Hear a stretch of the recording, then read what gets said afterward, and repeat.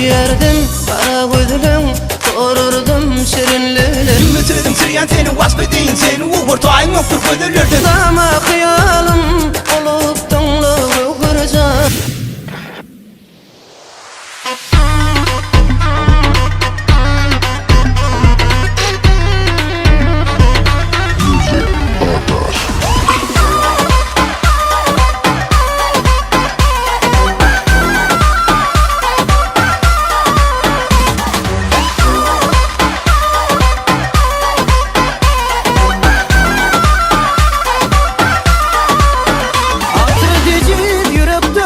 Düşünüşüm yalan eken Günettin geçebilmen bir oba olgu kıracağım. Adredicip yürüp de düşünüşüm yalan eken Günettin geçebilmen bir oba olgu kıracağım. Yerdim kara gözlüm, korurdum şirinle bilen Elmadama hıyalım olup dolu kıracağım. Yerdim kara gözlüm, korurdum dümle bilen Elmadama hıyalım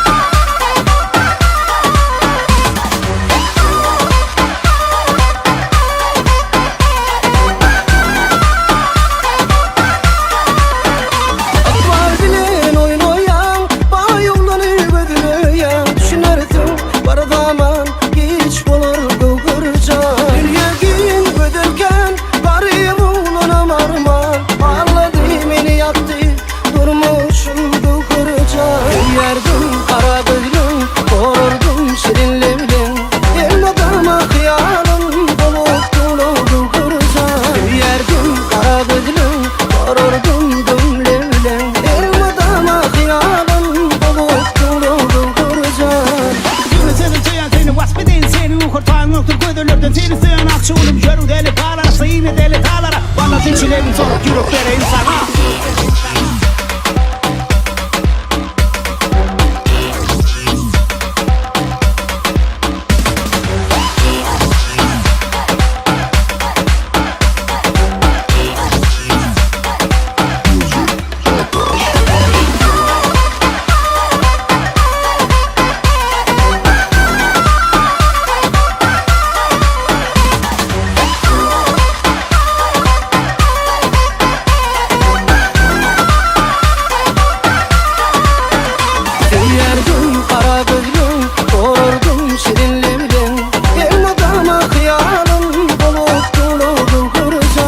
Yerdim kara gözlüm